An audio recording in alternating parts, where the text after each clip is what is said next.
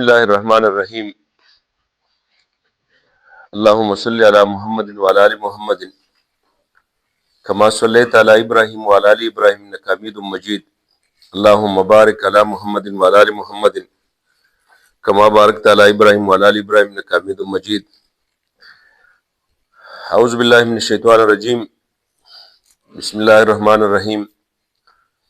الحمد لله رب العالمين الرحمن الرحيم مالك يوم الدين إياك نعبد وإياك نستعين اهدنا الصراط المستقيم صراط الذين أنعمت عليهم غير المغضوب عليهم ولا الضالين آمين. سورة فاتحه د دې د نومونو په باره کې خبره وشوله چې یاره دې سورت ته ګڼ شمېر نومونه حدیث کې راغلي دي، تقریبا چې مونږه یعنې 23 نمونه د هغې ذکر وکړو او په هغې کې تقریبا د دې د فضایلو بیان هم وشي چې یاره لکه سوره دا دې کې شفام دا اساس القرآن یا ام الکتاب، دا ټول مطلب دی چې لکه د دې نومونه دا د دې په هغه فضیلت باندې سوره شفا یا شافیه وغیره د هغې بیان. بسم الله الرحمن الرحیم کلمه ده او کلمه زمونږه په هر ځای کې یعنی دا کلمه په هر نیک کار کې حضور مبارک وي چې دا ویل پکار دي او که فرض که دا کلمه په نیک کار کې ونه ویلی شي نو هغه کار بې برکته وي. دویمه خبره دا چې کلمه په خپله د سورې فاتحې دې کې د فقهاو هغه اختلاف تاسو ته معلوم دی چې یاره دا بسم الله الرحمن الرحیم دا د دې سورې فاتحې جز دی او که نه. نو د امام صاحب رحمت الله علیه مذهب دی کې دا دی چې دا د سورې فاتحې جز نه دی او امام شافعي رحمت الله علیه وغیره وایي چې دا د سورې فاتحې جز دی، یعنی سورې فاتحه لکه دا بسم الله سره د هغې وایي. دا بسم الله چې ده نو دا د دې سورې فاتحې لکه چې څنګه د الحمدلله رب العالمین جز دی نو داسې دا هم جز دی. امام صاحب رحمت الله علیه وایي چې دا د دې سورت جز هم نه دی او د نورو سورتونو جز هم نه دی، بلکې دا بسم الله الرحمن الرحیم چې دی نو دا د دوو سورتونو په منځ کې د فصل دپاره نازل شوی دی. په فصل دا معنا چې د دوو سورتونو جدایي په دې بسم الله باندې راځي، د هغې دپاره دا ویل د دې او لیکل د دې دا سنت دي چې دا وویلی شي چې دوه سورته مطلب دی چې په هغې کې صرف سورت توبه کې مسله ده چې چونکې سوره توبه د سوره انفال سره لکه دې کې که فرض کا بنده تلاوت لګاتار کوي نو بسم الله الرحمن الرحیم به نه وایي، او که لګاتار تلاوت نه کوي یو شانته فرض کا سوره انفال ختم که او سحر لا یا بل ټیم کې دا بیا سوره توبه شروع کوي نو بیا به د هغې نه مخکې اعوذ بالله هم وایي او بسم الله به هم وایي. خو که بالفرض سوره انفال ختم که او روان تلاوت یې کاوه یو شانته نو منځ کې بیا د هغې بسم الله نشته. په کوم ځای کې وانه من سلیمان وانه بسم الله الرحمن الرحیم هغه بیا د قرآن آیات دی، هلته کې هغه آیات دی او هغه ټول متفقون علیه د امام صاحب او د ټولو امامانو په نسبت باندې هغه آیات دی. بسم الله الرحمن الرحیم الحمد لله رب العالمین.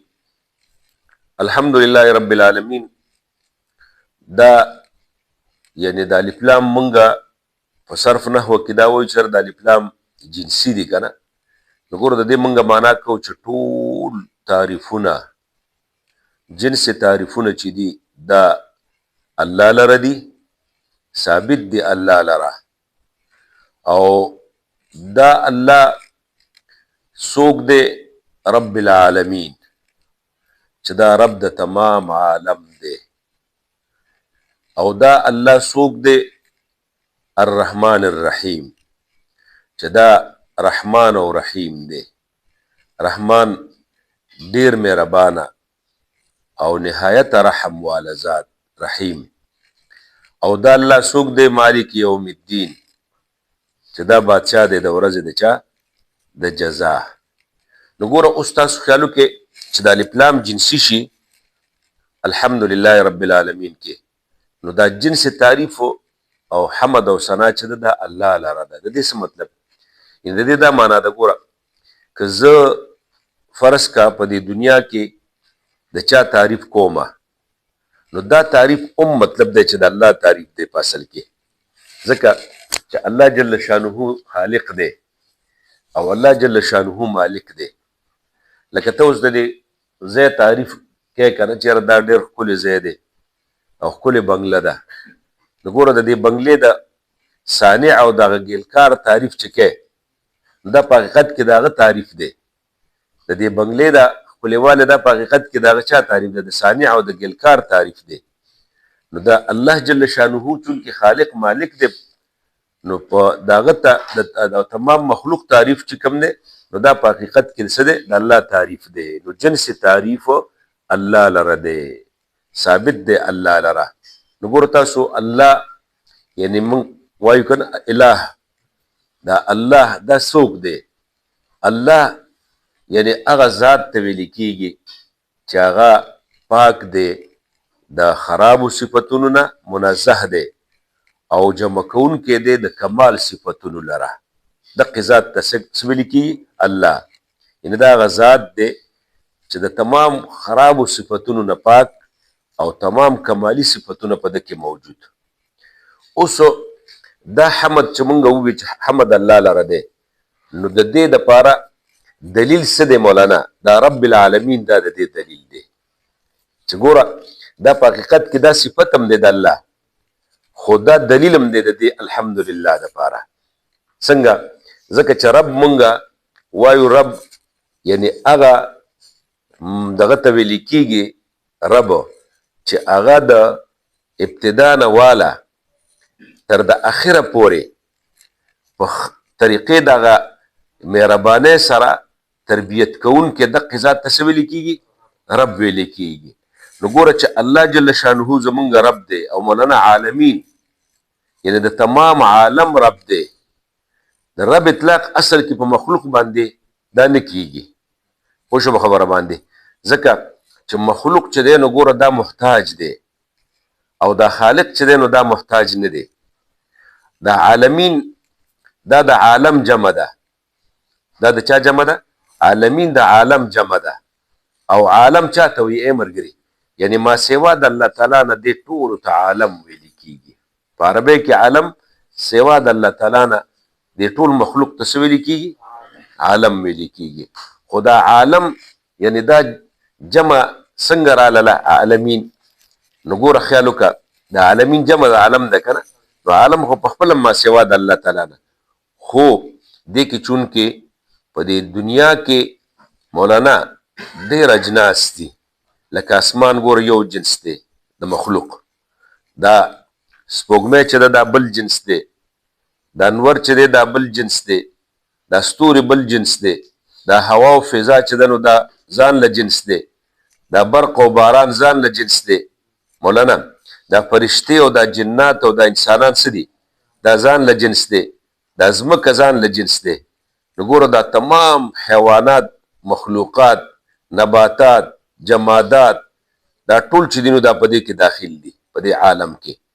خو د ابو سعید خدري رضی الله عنه یو قول دی چې دا اجناس چې دي دا دغه چې دي د عالم د عالمونه دا 40,000 دي. څومره دي؟ 40,000 دي. دا د ابو سعید خدري رضی الله عنه قول دی. او د امام مقاتل رحمت الله علیه قول دا دی چې دا 80,000 دي.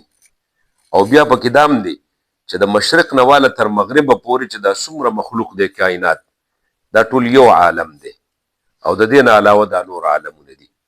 اوس دا چې مطلب دا دی لکه د فضا کې د هوا کې مطلب دا چې لکه څه شی دي څه عالم دی. اوس دا چې رپای کې څوک پاتې کېدی شي که نشي پاتې کېدی په دې باندې د مفسرینو حضراتو ډېره جامع خبره کړې ده چې ګوره د عالم د انسان دا دلته کم انسانان دي په دې ځمکه نو دا بره مطلب دی چې لکه نشي پاتې کېدلی. هسې مثال نو هغه خو د دې ځمکې عالم دی، دا هلته به الله تعالی داسې عالم چې هغه به هلته کې پاتې کېدی شي. لکه د ګوره په اور کې د اور ځناور هم شته چې هغه په اور کې هم وي، په اوبو کې د اوبو ځناور هم شته چې په اوبو کې اوسېږي. لکه د اوچ ځناور هغې ته نشي تللی، پوه شو په خبره باندې، په اوبو ته. نو دقه شانته مطلب دی چې لکه د هر یو ځای خپل مخلوق دی چې د هغه ځای ابو هوا الله تعالی مطلب دی چې هغې ته دغه کړې ده، هغه سازه کړې ده او د هغې دغه مزاج سره هغه الله تعالی برابر پیدا کړې ده. پوه شو په خبره باندې. نو دې وجې نه عالمونه وایي 80,000 عالمه دي. امام مقاتل رحمت الله علیه وایي چې دا څونه عالمه دي؟ 80,000 دي. نو دې ځای کې ګوره موږ دا الحمدلله رب العالمین، یعنی تمام تعریفونه الله لره دي. اوس دا دلیل څه دی؟ رب العالمین، چې دا رب د تمام عالم دی. نو دقه ذات ګوره د تعریف دی، دا د تعریف لایق دی چې د تمام عالم تربیت کوونکی دی. رب معنا تربیت کوونکی که نه، ربوبیت معنا څه؟ تربیت کوونکی. نو چې د تمام عالم تربیت کوي نو موږ وګوره په کور کې مثال په طور لکه د چند افرادو تربیت نشو کولی، په مدرسه کې د چند طالبانو تربیت نشو کولی. نو مطلب دا چې لکه انسانان عاجز دي، دا مخلوق محتاج دی او دوی نشي کولی تربیت، او الله څه دی؟ هغه بې حاجت دی، حاجت یې نشته چاته. پوه شو په خبره باندې، بې نیازه دی. نو د دې وجې نه هغه لایق د څه شي دی؟ د تعریف دی، د عبادت دی. الحمدلله رب العالمین. نو دا مدعا شوله او رب العالمین الحمدلله دا مدعا شوله او رب العالمین څه شي شو؟ دا دلیل شه. خدا یو صفت شو. او دا الرحمن الرحیم، دا رحمان او رحیم، یعنی دا لکه دویم صفت شده او دویم دلیل شه چې دا ذات ډیر اے مولانا ډیر مهربانه. دا رحمان او رحیم د مبالغې صیغې دي که نه؟ نو د مبالغې صیغې کې یعنی مطلب دا چې مبالغه ده په رحم کې. ډیر مهربانه ذات، رحم والا ذات، چې ګوره د رحم او هغه ډیر مهربانۍ هغه دغې دا ده چې کافر چې د الله تعالی نافرمان او باغي دی، هغه لم روزي ورکوي، هغه لم جامې ورکوي، هغه لم د په دې کائناتو کې حصه چې کوم د متعینه کړې ده، او مسلمان لم ورکوي. او چې بندګي هم نه کوي، یو هم نه کوي، هېڅ هم نه کوي، او بیا لکه دا نور مخلوق هغې لم ورکوي.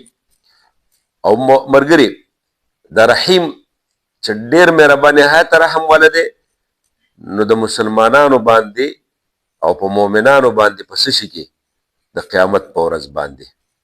خو د رحمان او رحیم اصل کې دا صفتونه چې دلته د راوړل که نه د رب العالمین نه وروستو، نو وایي دې کې دې طرف ته اشاره ده مولانا چې الله جل جلاله د تمام کائناتو او د تمام مخلوقاتو تربیت او پرورش په خپله ذمه باندې اغستی دی. خو په داسې چې دا ګوره مجبوره نه دی، دې کې دې طرف ته اشاره ده چې مجبوره نه دی د الله د چا نه، او نه مطلب دی چې دا د دې مخلوق مطلب دی چې لکه بس دا په دوی باندې داسې حق دی چې بس دا به خامخا ده کې، بلکې دا د الله صرف رحم او کرم دی. لکه مجبورتیا نشته، بلکې دا د الله څه شی دی؟ رحم او کرم دی. پوه شو په خبره باندې، ځکه چې د صفت د رحمت دقه تقاضا ده. یو ګوره سړی داسې که نه چې یاره زه مثال په طور دا کار کوم خو یاره مجبوري مې ده نو څه وکړم، هلته غټه پیالې راوړه هلته پرته چې پوه شوې، و یاره زه دا مجبوري مې ده چې داسې کومه. ته لږ شاته که نو نه نه به داسې دي شاته ده. ښه جن الرحمن الرحیم، یعنې دغه ذات چې هغه ډېر مهربانه دی او نهایت رحم واله دی. او مالک یوم الدین، چې دا ذات هغه ذات دی چې هغه بادشاه دی د ورځې د جزا. نو مالک د ملک نه مشتق دی. مالک د چا نه مشتق دی؟ د ملک نه.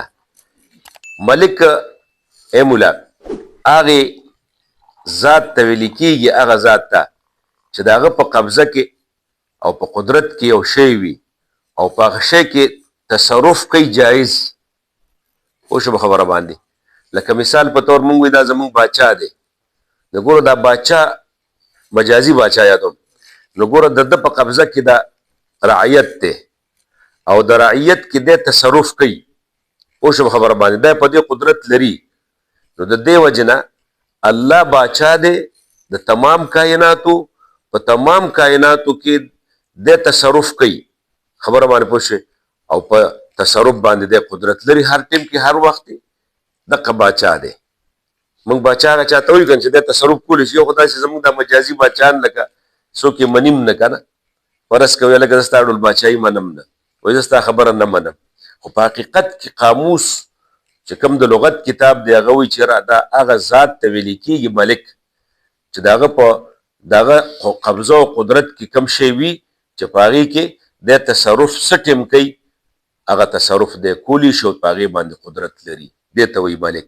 او دا یوم الدین یعنی مالک دی د ورځې د دین یعنی دا دین په معنا د یعنی مطلب دی چې دا جزا سره راځي نو د جزا مالک دی یعنی د ورځې د جزا نو دې کې ګوره آخرت طرف ته معاد ته اشاره ده معاد د قیامت ورځ باندې نو د جزا ورکوي خو ملګري لکه دې کې انسان ته لکه دا تنبیه په دې کې ورکړې شوه چې ګوره دا دنیا چې دا دارالجزا نه ده دا دارالعمل دی او آخرت دارالجزا ده په دې کې به مطلب دی چې لکه بلا دغه مطلب دی کار نه کوي بلا سوچ و فکره په دې دنیا کې دلته به سوچ فکر سره کار کوي ځکه تاسو ته آخرت کې بیا د دې څه ملاویږي جزا ملاویږي نو دا یوم الدین یعنی دا ورځ د جزا مطلب دی چې لکه د قیامت ورځ د هغې او ګوره دې کې د آخرت د عقیده مولانا هغې کې اصول د الله د اصولو ذکر دی په دغه آیاتونو کې الحمدلله رب العالمین الرحمن الرحیم مالک یوم الدین مالک یوم الدین دې ځای کې ګوره دې ځای پورې اصول هم شو خو د مالک یوم الدین کې د معاد او د معاد عقیده چې ده هغلته د الله د وحدانیت عقیده شو که نه او بیا د الله صفات ذکر شو او دې کې ګوره بیا د څه شي ذکر دی مالک یوم الدین د عقیدې د آخرت ذکر دی نو دا عقیده د آخرت اصل کې بنیادی عقیده ده چې بنیادی عقیده ګوره انسان مطلب دی د آخرت عقیده په ذهن کې دی چې آخرت یعنی آخرت کې ګوره زما مطلب دی چې حساب و کتاب شته جزا او سزا شته نو بس دنیا کې به دی بیا لکه صحیح روان وي که د چا په زړه کې دا نیت او دا د غیر اراده نه که نه نو بس هغه وایي مړه چې څه دې وکړل هغه دې وکړل دغه وجه ده ګوره چې کم سړی د آخرت باندې ایمان لري که نه د هغه مخکې سره کېده پردي هغه هغه سرو له ګوتې نه وړي او یار یوم الجزا شته یوم الجزا کې به مطلب دی چې لکه زه بیا څه کوم هغه پسې فوجیان هم ورپسې کوه پولیس هم ورپسې مه ګرځوه څوکیدار هم ورته مه ودروه هغه ته به مطلب دی چې لکه هغه د دې خبرې یریږي او هغه به د دې خبرې سوچ او فکر کوي چې یاره زه د دې څیز نه ځان وساتم اوس ایاک نعبد و ایاک نستعین دغه درې واړه آیاتونه خاص رب لره دي یعنی په دې کې د الله جل شانه هغه صفت او د الله جل شانه قدرت بیان شه او دا ایاک نعبد و ایاک نستعین دا اوس د انسان او د الله حدیث مبارک دی چې دا زما او د بنده سری شریک دي اوس ایاک نعبد و ایاک نستعین دا عبادت څه ته ویل کیږي او لکه دا ایاک نستعین د دې لږ خیال کوه عبادت ویل کیږي هغه انتهایی نهایت تعظیم او محبت په وجه باندې د الله په وړاندې عاجزي کول دې ته ویل کیږي عبادت دا ټکي ته خیال کوه عبادت صرف مونځ ته نه وایي ښه یعنی انتهایی تعظیم و محبت سره د الله په وړاندې خپله عاجزي کول نو اوس ګوره دې وجه نه په دې کې لس قسمه امام غزالی لس عباداتو کې شمار کړي دي لس څیزونه لکه مونځ هم پکې شمار کړي دي زکات هم پکې شمار کړي دي حج تلاوت او ذکر الله روجا او حلال روزی د پاره یعنی کوشش کول حلال کسب او په حقوق العباد چې لکه مثلا د ښځې د خاوند د رور د خور د پلار مور او نهم امر بالمعروف او نهي عن المنکر او لسم اتباع السنت.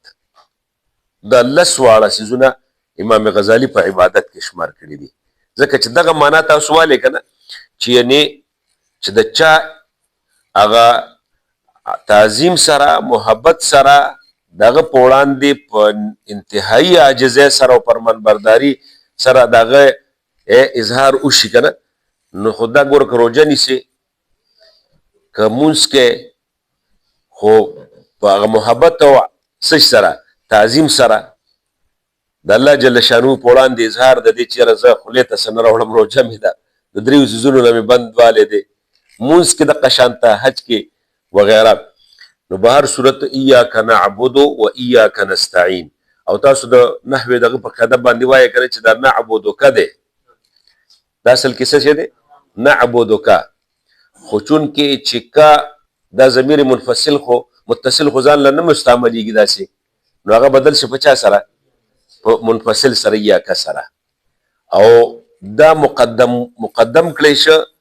نو ګوره تاسو دا نحوه کې ویلي وو چې دا کم په کلمات او کم حروف چې وروستو په ترکیب کې حق لري او هغه مقدم کړی شي نو مطلب دی چې هغه کې څه شی پیدا کیږي حصر او تخصیص پیدا کیږي.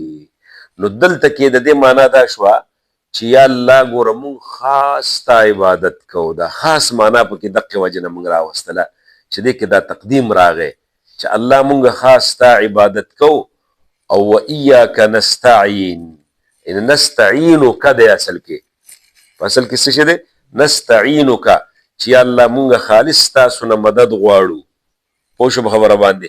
خو دلته کې مطلب دی چې دا یعنی ایاکا بس دی باندې دا مقدم شو دا کاتب مخکې شنو ایاکا باندې بدل شو او خاص مونږ خدای ستانه استعانت او مدد غواړو.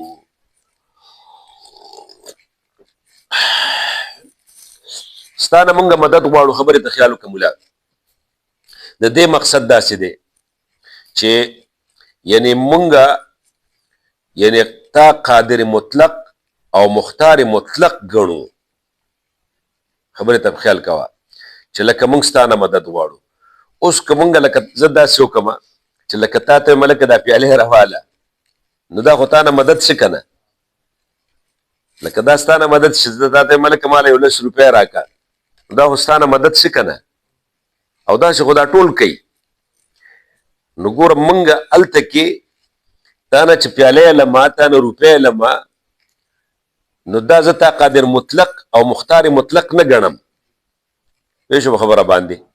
نو لهذا ګوره دې سره د بندګانو د یو بل سره تعاون دام تې ووته او دویم وسیله هم تې ووتله چې وسیله کې مونږه یعنی مطلب دی چې هلته کې وایي یاره د دې پلانکي په نوم باندې دغه به برکت باندې الله مونږ له خدایه دا راکړه د پلانکي په وسیله باندې مونږ له خدایه دا څیز راکړه نو هلته مونږ هغه هم بیا مطلب دی چې قادر مطلق نه ګڼو صرف دا او نه شریک ګڼو د الله سره په تصرف کې چې یاره ګنې الله تعالی څنګه چې د مشرکانو عقیده وه چې دې خدایانو له هم زمونږ صحیح او تصرف ورکړی دی پوه شو په خبره باندې.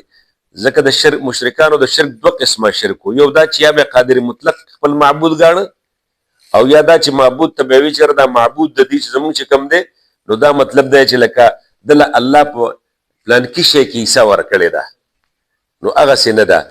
لهذا دغه د وسیلې خبره د دې ځای نه ووتله ایاک نستعین خدایه مونږ ستانه خاص مدد غواړو. اهدنا الصراط المستقیم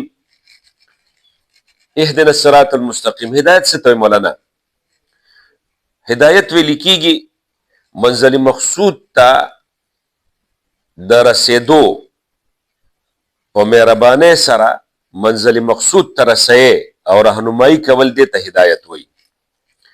خبره تاسو ته کومه خو د هدایت په ده کې خو دا لږ صرف دونه دا یعنی یو منزل مقصود دی او منزل مقصود ته چې ته د چا ته رهنمایي کې نو دا هدایت دی او د مهربانۍ سره چې ته هغه هدایت منزل مقصود ته هغه هدایت ورسوي وي د چا دا هدایت دی. اهدنا الصراط المستقیم، یا الله مونږه یعنی مونږ ته وښایه هغه لاره مستقیم برابره لاره راته وښایه. اوس به مونږه دې کې خبره داسې کوو مولانا چې دا هدایت مونږ وایو که نه چې مونږ ته خدایه یعنی منزل دغه مقصود ته نو ګوره ما ته خیال وکړه دا دعا مطلب دی چې اهدنا الصراط المستقیم مؤمنان عام مسلمانان نبی علیہ الصلوۃ والسلام صحابه ټولو دا غوښتله که نه ټولو غوښتله که نه نو ګوره زمونږ منزل مقصود څه دی؟ زمونږ منزل مقصود ایمان دی، د الله رضا ده. ټیک ده که نه؟ نو د پیغمبر علیه الصلوۃ والسلام ته خو هدایت شوی و، بلکې هغه په خپله یعنی هادي و. خلک یې مطلب دی چې څه هدایت یې لاره ورته ښودله. بیا د مؤمنانو ته خو مطلب دی چې دا هدایت چې ایمان یې راوړی دی هدایت ورته شوی دی، منزلي مقصود چې کوم دی نو مطلب د هغې هغه لاره ورته ښودلې شوې ده. نو دلته د دې منځګزارو د دې مؤمنانو د دې نیکانو متقیانو د دې هدایت د دې سوال څه مطلب دی او څه معنا ده؟ نو مولانا هدایت درې درجې دي، درې قسمه دی. یو هدایت عام دی، یو هدایت عام دی. عام هدایت داسې دی چې هغه په دې ټول مخلوق او ټول کائناتو هغه الله جل شانه هغې ته کړی دی. خلق كل شيء ثم هدا، خلق كل شيء ثم هدا. نو كل شيء خو مطلب ټول مخلوق څه کنه، او ثم هدا مطلب دی چې بیا ورته هدایت وکړه. نو ګوره دا ټول شیانو ته د الله طرف نه هدایت دې ته وایي هدایت عامه، دې ته وایي هدایت عامه. دا ګوره هر چاته شوی دی، جماداتو تم شوی دی، حیواناتو تم شوی دی، انسانانو تم شوی دی، هر چاته دا هدایت شوی دی. یعنی چې دا کم مثال الله زناور د څه لپاره پیدا کړی دی هغه ته دا ویلي چې ته دا مثال ستا دا کار دی، پلانکي د کاڼي دا کار دی. او ګوره دا قسمه هدایت کې دا په زیرو او غیر زیرو ټولو کې دا شته. دا جمادات چې دي دا زیرو دي که غیر زیرو دي؟ غیر زیرو دي، غیر ذوي العقول دي. او دا قسمه هدایت پای کې شته. ولې؟ وإن من شيء إلا تسبح بحمد ربه ولكن لا تفقهون تسبيحهم. الله پاک وایي که نه وایي په دې ټولو لکه کایات کې کله داسې دغه راځي ما ته وایه خو زمونږ په یادو یعنې که داسې یو شی نشته مګر دا ټول شیان د الله څه وایي تسبیح وایي. ولکن لا تفقهون تسبیحهم، لیکن تاسو د دې په تسبیح نه پوهیږئ. نو ملګري ما ته خیال وکړه یعنې دوی چې تسبیح وایي نو تسبیح موقوف دی په معرفت پورې او هدایت پورې. ځکه چې کله دی خدای وپېژانده نو الله به دی تسبیح وایي. چې دی خدای نه دی پېژاندلی نو تسبیح د کوم ځای نه دی وایي؟ په مقصد پوه شوې که نه؟ نو هر شی په کائناتو کې دوی الله دوی ته هدایت وکړه. او ګوره دغه تاسو مونږ وروسته سوره بقره کې راځي که نه وإن من الحجارة لما يتفجر منه الأنهار وإن منها لما يشقق ويخرج منه الماء وإن منها لما يحبط من خشية الله. چې دا کاڼي داسې دي چې بعضې د الله د یرې نه اوچ وي، بعضې راورغړي، بعضې نه اوبه راوځي. ټیک ده که نه؟ د الله د یرې نه خو یریږي که نه؟ دا یره خو چې پکې راغلی دا خوف پکې راغی نو خو د الله معرفت پکې راغی، هدایت ته راغی. دې ته وایي هدایت عامه. او دا ډایرکټ فعل د الله تعالی دی، دا ډایرکټ فعل د چا دی؟ د الله تعالی دی. دویم د هدایت خاصه، دویم د هدایت خاصه. هدایت خاصه دا دی ملګري چې الله جل شانه د هغه هدایت دپاره پیغمبران راولېږل، خپل بندگان چې هغه مؤمنانو ته د هغې هدایت وشو، هغې هغه لاره چې کوم دی یعنې اراءة الطریق چې کوم دی هغه هغې ته وکړله او مطلب دی چې هغې ته دا ورسېدل، ایمان یې راوړه. ټیک شوله که نه؟ دریم قسم اخص الخاص چې خاص هدایت دی چې د هغې بل نوم دی توفیق. د هغې بل نوم دی څه شی؟ توفیق. چې ګوره اخص الخاص هدایت چې دی بیا د هغې درجې دي، چې هغه درجې چې دي یعنی مطلب دا چې د الله تعالی طرف نه انسان ته انبیا علیهم السلام ته یعنی مطلب دی اوچته د هدایت او توفیق ورکړی شوی دی، د هغې نه لاندې اولیاو ته بزرګانو ته د هغې نه کم ورکړی شوی دی، عام مؤمنانو ته د هغې نه هم څه شی ورکړی شوی دی؟ کم. نو د هدایت په دې دریو درجو کې چې یو هدایت اوله عامه درجه ده او یو د هدایت چې اخص درجه ده چې هغې ته دویم نوم څه ویلې کېږي؟ توفیق. نو دا دواړه فعل د الله دي دارک. او دا یو درجه د هدایت، دا یو قسم دا د نبی یعنی مطلب دی چې هغه دغه دی چې دا د انبیا علیهم السلام په ذریعه باندې هغه ته نو ګوره یو ته موږ وایي اراءة الطریق او بل ته وایي ایصال الی المطلوب. یو ته وایي اراءة الطریق.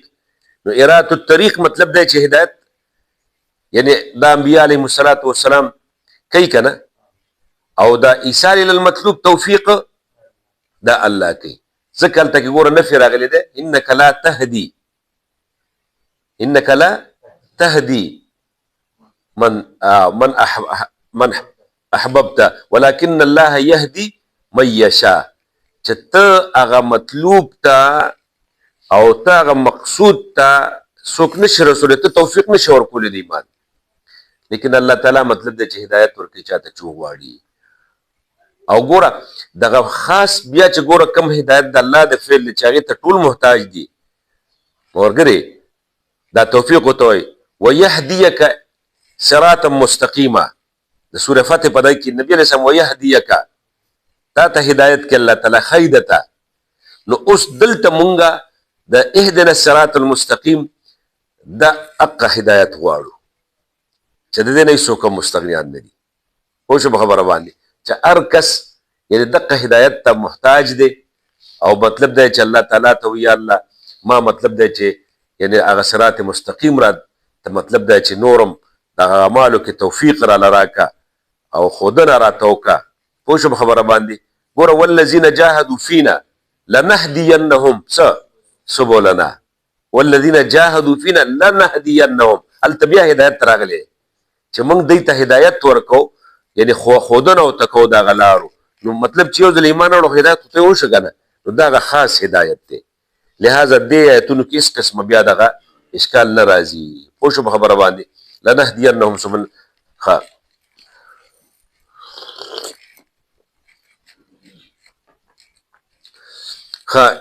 اهدنا الصراط المستقیم. او خدای پاک مونږ ته وښایه هغه صراط مستقیم یعنې هغه لاره چې هغه برابر وي. دا کومه لاره ده؟ تاسو خیال وکړئ صراط مستقیم کومه لاره ده؟ هو الطریق الواضح المتین. دا هغه لاره ده چې هغه ښکاره ده واضحه، او المتین هغه لاره ده چې هغه څه ده؟ مضبوطه ده. او هغه څه شی دی؟ لا اعوجاج فیه چې په هغې کې کوږوالی نشته. او هو ذکر الحکیم وهو الصراط المستقیم چې هغه د الله ذکر او دغه صراط مستقیم ده. دا د حضرت علی رضی الله عنه خبر باندې پوه شوې چې دا صراط مستقیم دقه شی دی. هو حبل الله المتین. خیال وکړه د حضرت علی رضی الله عنه قول دقه دی، هو حبل الله المتین او وهو دین الله لا اعوجاج فیه. حبل الله المتین هغه رسۍ د الله مضبوطه څه شی دی؟ د الله هغه دین دی چې کوږوالی پکې نشته دی. او دویم تعریف یې دغه علماو کړی چې هو الطریق الواضح لا اعوجاج فیه، هغه واضح لاره چې په هغې کې کوږوالی نه وي. خو ګوره ما ته خیال کوه حافظ ابن قیم رحمت الله علیه لکه 15 څیزونه په دې صراط مستقیم کې شرط ګڼلي چې 15 څیزونه یو دا چې دا لاره چې ده د صراط مستقیم کې دا مستقیموالی دا ګوره اول شرط دی دا صراط دا لاره نه د دین د الله مستقیموالی دویم د مقصود ته چې د رسېدلو والا لار وي صراط مستقیم چې مقصود ته رسېدلو والا لار داسې چې په نیمه کې پاتې کېږي ویې لکه دې ځای پورې پخه ده او زه بس بیا اخوا چې کوم د څه کچه ده وایي نشي پکې رسېدی یار نه چې هغه خپل مقصد ته ته په هغې باندې رسېږي ځای ته دریم چې د ای مولا نورې لارې هم وي هغه ځای ته مقصود ته خو د ټولو نه نږدې چې دا وي لرې نه وي او څلورمه دا چې یعنې د ټولو نه دا فراخ او کولو وي موټروی وي پوه شو په خبره باندې داسې هم نه چې یاره لکه تنګه تروشه لار وي مقصد ته خو پې ته رسېدی شي خو تنګ تروش خبره باندې پوه شوې او د دې نه علاوه چې مقصود ته په دقه طریقه باندې پنځم شرط یې دا دی چې سړی رسي چې دې نه علاوه بله داسې لار نه بس پوه شو په خبره باندې نو دا 15 شرطه په دې صراط مستقیم کې یعنی علماو لیکلي دي حافظ ابن قیم صاحب نو اهدنا الصراط المستقیم نو اوس ګوره دې ځای کې دا بنده سوال کوي چې یا الله مونږ ته هغه نیغه لاره وښایه یعنې چې په هغې کې کوږوالی نه وي په هغې کې یعنې کټ کېدل نه په هغې کې تنګوالی نه په هغې کې چې غیر مستقیموالی نه وي نه چې مستقیم لار وي دویمه خبره دلته کې دغه خو موږ د اهدنا الصراط المستقیم یو خبره وکړه چې د هدایت ډېرې درجې دي شعیبه دویمه خبره چې یاره دا مونږ وایو چې یاره دا مونږ عام دعاګانې غواړو که نه او دا وایو چې اهدنا الصراط المستقیم نو مونږ بیا دې ځای کې دا دویمه معنا کوو چې دا اهدنا الصراط المستقیم ثبتنا په معنا سره دی چې الله مونږه ثبتنا الصراط المستقیم په هغې صراط مستقیم باندې مونږه څه وکړه ثابت قدم پاتې کا چې الله تا خو مونږ ته هدایت کړی دی خو ایمان هم راوړی دی خو په دې ایمان باندې هم ثابت پاتې کا لکه مونږ ته یو سړي ته وایو که نه یو سړی ولاړ دی او بل کس ورته وایي قم علی مکانکه یعنې هلکه په دې خپل ځای ودرېږه ښه زه راځمه نو قمه خو ولاړ دی ته ورته قم علی مکانکه نو د دې مقصد دا چې ثبت علی مکانکه ته په دې خپل مکان باندې څه ثابت پاتې شه اوس د دې اهدنا الصراط المستقیم نه وروستو دا صراط الذین انعمت علیهم غیر المغضوب علیهم ولا الضالین مولانا دا منعم علیهم د دې لارې د مستقیم د دې دپاره د رجال چې په دا صراط مستقیم په دې خو هم څوک تلي که نه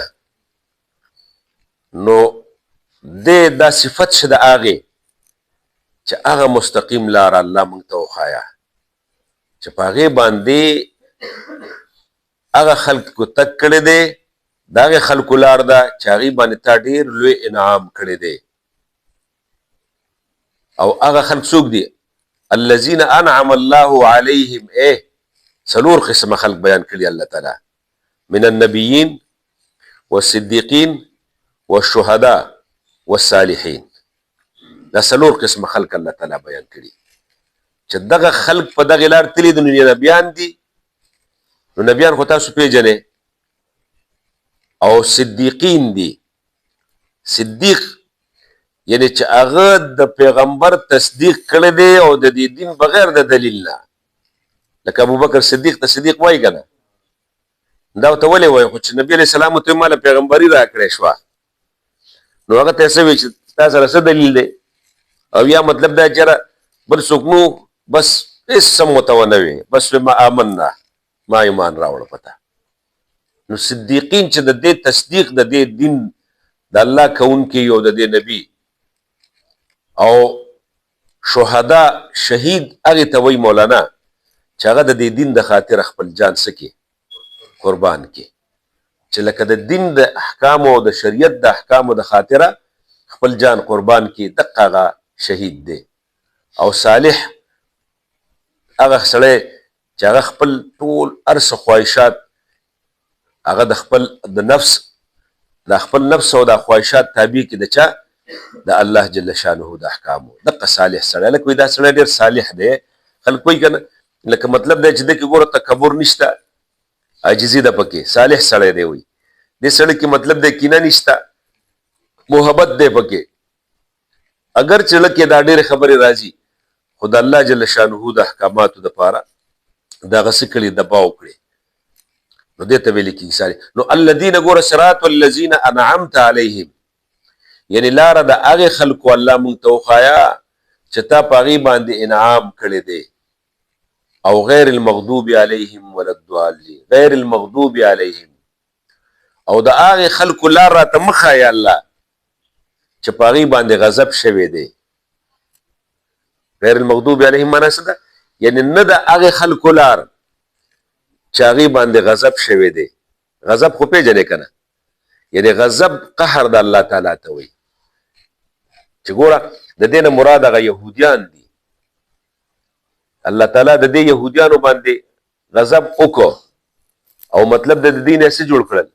شکلونه یې بدل کړل، خنزیران یې ترې جوړ کړل، د دې نه بیزوګان جوړ کړل او دغه شانت مطلب دی چې مختلف عذابونه یې وله ورکړل.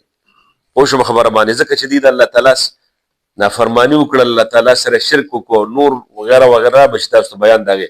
او د ولدوالین نه مراد نسوارا دي، ګمراهان، یو یهود او بل نسوارا.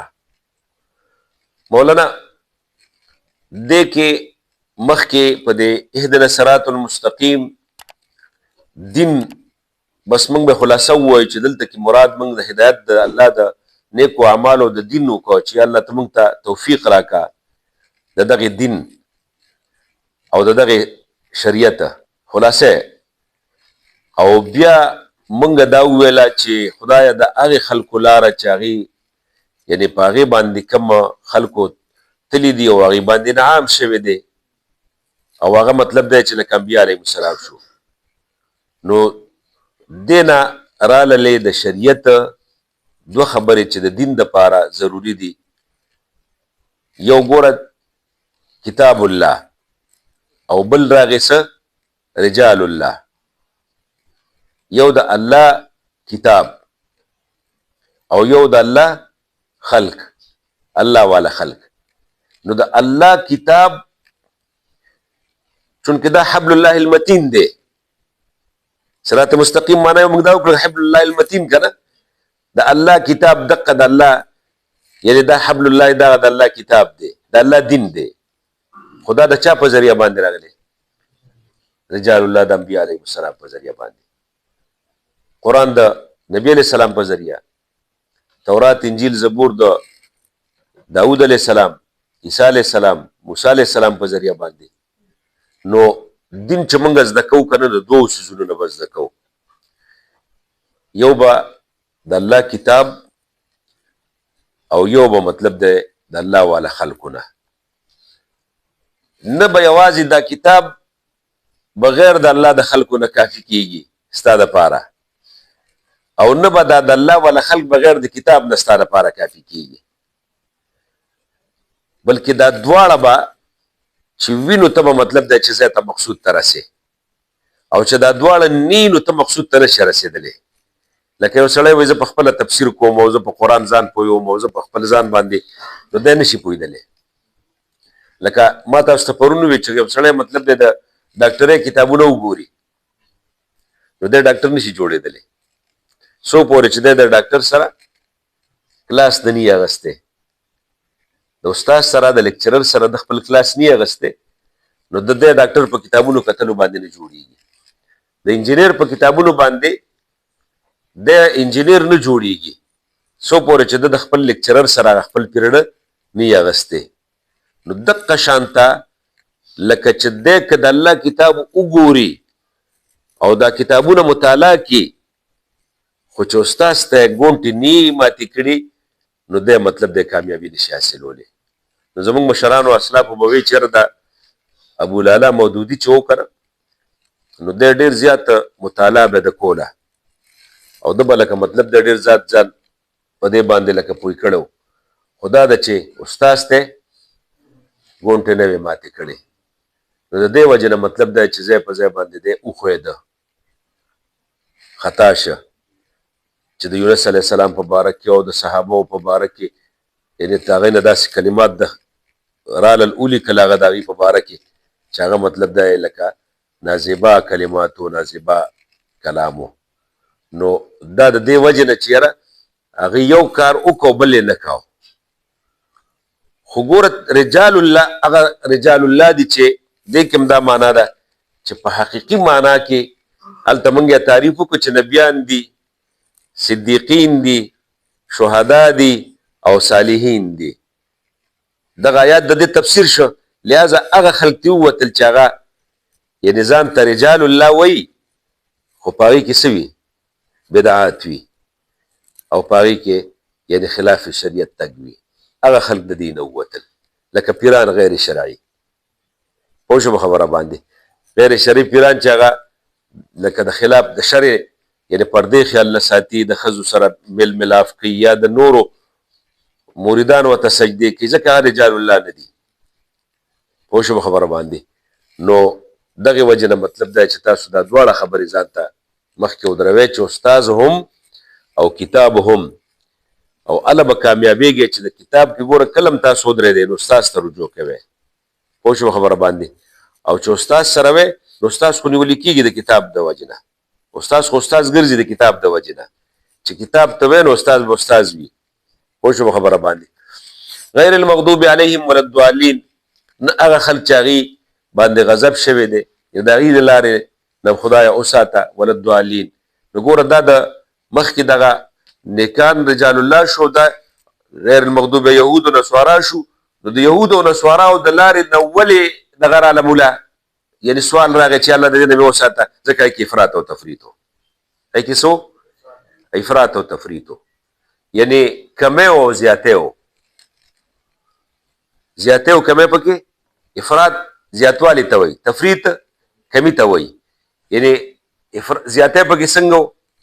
وقالت اليهود عزير ابن الله وقالت النصارى مسيح ابن الله. وګوره دا د دې زیاتی و که نه؟ ځکه د انسان هغه مطلب د الله زوی او د الله درجه ورته ورکړه.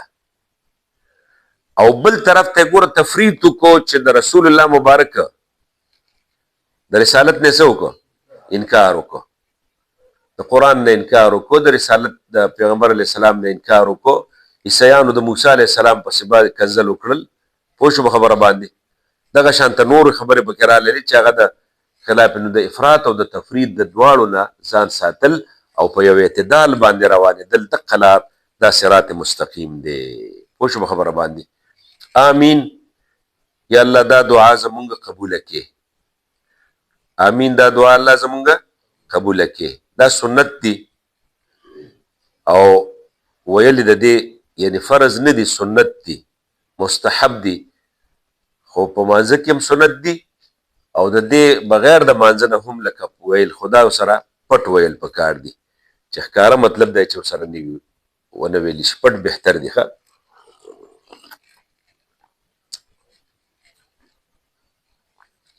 دویمه خبره دی کې مولانا د تقلید چې یعنې مونږ هغه لار غواړو د الله جل شانه هغه لار چې هغې باندې تا انعام کړی دی.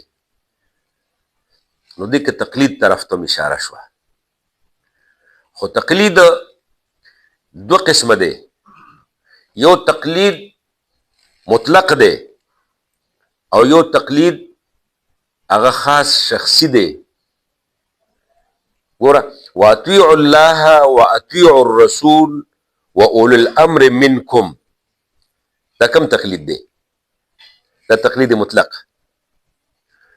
چې خدای الله وایي تاسو د الله اطاعت وکړئ او د رسول اطاعت وکړئ او د اولو الامر اطاعت وکړئ. او د عبدالله ابن عباس صاحب اولو الامر نه العلماء والفقهاء اخلي. څوک تلي؟ العلماء والفقهاء، چې د دې هغه تقلید وکړئ. او څوک اگر چې باچاهان تلي، مختلف قولونه دي که نه، خو دا تقلید مطلق شه. ځکه دا رجال الله شو کنه. او یو تقلید شخصي دی، تقلید شخصي چې د یو کس تقلید، لکه حدیث مبارک کې چې راغلی دی چې تاسو اقتدا وکړئ د عمر او د ابوبکر او د عمر، حدیث کې شته بخاري مبارک کې، تاسو اقتدا وکړئ د چا؟ د ابوبکر او د عمر.